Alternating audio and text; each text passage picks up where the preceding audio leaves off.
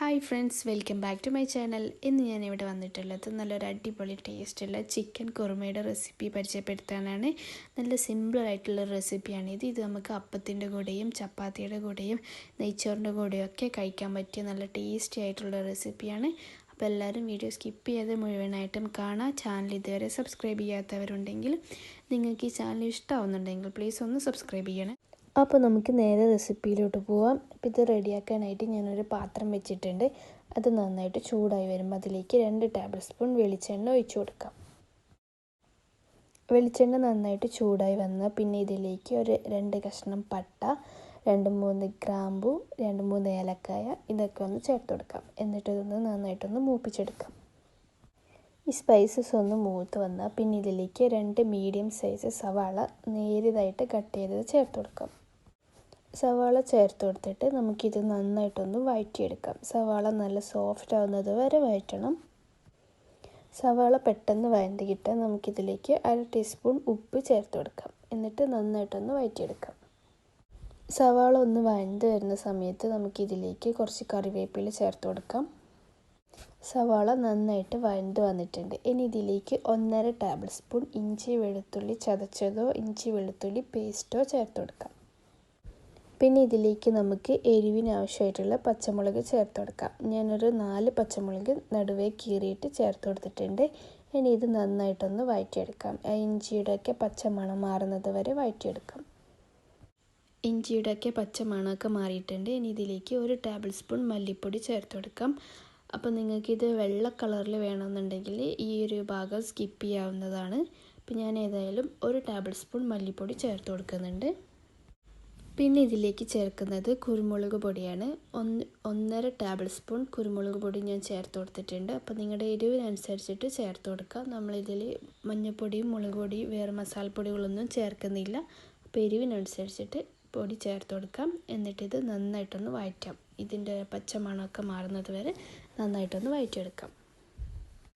നന്നായിട്ട് വഴറ്റി പച്ചമണമൊക്കെ മാറിയിട്ടുണ്ട്. ഇനി ഇതിലേക്ക് നമുക്ക് ചിക്കൻ ചേർത്ത് കൊടുക്കാം. അപ്പോൾ ഞാനിവിടെ 1/2 കിലോ ചിക്കനാണ് എടുത്തിട്ടുള്ളത്. അപ്പോൾ ചിക്കൻ നന്നായിട്ട് കഴുകി വൃത്തിയാക്കിയിട്ട് ഇതിലേക്ക് ചേർത്ത് കൊടുക്കാം.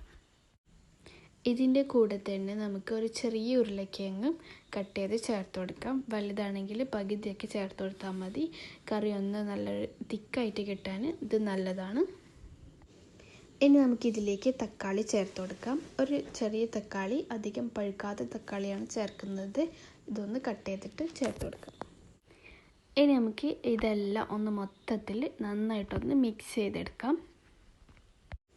അപ്പോൾ ഇത് നന്നായിട്ടിത് മസാലയൊക്കെ നന്നായിട്ട് മിക്സ് ചെയ്തെടുത്തിട്ടുണ്ട്. ഇനി ഇതിലേക്ക് 1 കപ്പ് വെള്ളം ഒഴിച്ചു കൊടുക്കാം.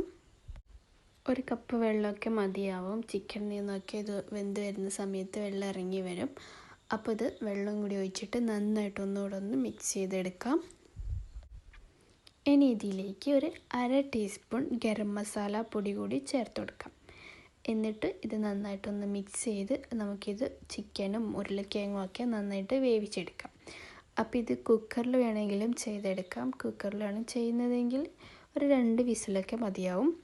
അപ്പോൾ ഇതൊന്ന് നമുക്ക് അടച്ച് വെച്ച് ചിക്കനും ഉരുളക്കിഴങ്ങൊക്കെ നന്നായിട്ടൊന്ന് വേവിച്ചെടുക്കാം. ഇടയ്ക്കൊന്ന് തുറന്ന് നോക്കിയിട്ട് ഇളക്കി കൊടുക്കണം. അപ്പോൾ ഇവിടെ നമ്മുടെ ചിക്കനും ഉരുളക്കിഴങ്ങൊക്കെ നന്നായിട്ട് വെന്ത് വന്നിട്ടുണ്ട്. ഇനി ഇതിലേക്ക് നമുക്കൊരു തേങ്ങയുടെ അരപ്പാണ് ചേർത്ത് കൊടുക്കേണ്ടത്. അപ്പോൾ ഞാൻ 1 കപ്പ് തേങ്ങ ചിരവിയതും 1/2 ടീസ്പൂൺ പെരിഞ്ജീരകവും ചേർത്ത് കുറച്ച് വെള്ളം കൂടി ഒഴിച്ച് നന്നായിട്ടൊന്ന് ഫൈനായിട്ട് അരച്ചെടുത്തതാണ്. വേറെ ഒന്നും അതിൽ ചേർത്തിട്ടില്ല. ഇത് മുഴുവനായിട്ടും ഇനി ഇതിലോട്ട് ചേർത്ത് കൊടുക്കാം. എന്നിട്ട് നന്നായിട്ടൊന്ന് മിക്സാക്കി കൊടുക്കാം. തേങ്ങയുടെ അരപ്പ് ചേർത്ത് കൊടുത്തിട്ട് ഒരുപാട് നേരം തിളപ്പിക്കരുത്. ഇത് ചേർത്ത് ജസ്റ്റ് ഒന്ന് ചൂടായാൽ മാത്രം മതി. അപ്പോൾ ഇതത് നന്നായിട്ടൊന്ന് ഇളക്കി കൊടുക്കാം. അപ്പോൾ ഇതൊന്ന് ചൂടായി വരുന്ന സമയത്ത് തന്നെ ഇതിലേക്ക് നമുക്ക് മല്ലിയില കൂടി ചേർത്ത് കൊടുത്ത് നന്നായിട്ടൊന്ന് മിക്സാക്കി കൊടുക്കാം. ഈ ഒരു സമയത്ത് നമുക്കിതിൽ ഉപ്പും എരിവും ഒക്കെ ചെക്ക് ചെയ്തിട്ട് കുറവുണ്ടെങ്കിൽ ചേർത്ത് കൊടുക്കാം. അപ്പോൾ ഞാനിവിടെ 1/2 ടീസ്പൂൺ കൂടി കുരുമുളക് പൊടി ചേർത്ത് കൊടുത്തിട്ടുണ്ട്. എന്നിട്ട് നന്നായിട്ടൊന്ന് ഇളക്കി കൊടുക്കാം. ഇനി ഇതിലേക്ക് 1 ടേബിൾ സ്പൂൺ തേര് കൂടി ചേർത്ത് കൊടുക്കാം. ഇത് ഓപ്ഷനിലാണ്, നിങ്ങളുടെ കയ്യിലുണ്ടെങ്കിൽ ചേർത്ത് കൊടുക്കാം.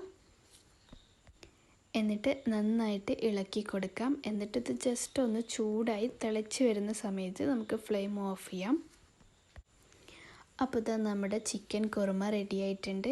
വളരെ സിമ്പിളായിട്ട് പെട്ടെന്ന് ആർക്കും റെഡിയാക്കി എടുക്കാൻ പറ്റിയ നല്ലൊരു കുറുമയുടെ റെസിപ്പിയാണിത്. എല്ലാവരും ഒന്ന് ട്രൈ ചെയ്ത് നോക്കുക. എന്നിട്ട് നിങ്ങളുടെ ഫീഡ്ബാക്ക് കമൻ്റായിട്ട് അറിയിക്കുക. നിങ്ങൾക്ക് ഈ വീഡിയോ ഇഷ്ടപ്പെട്ടിട്ടുണ്ടെങ്കിൽ ലൈക്ക് ചെയ്യുക, ഷെയർ ചെയ്യുക.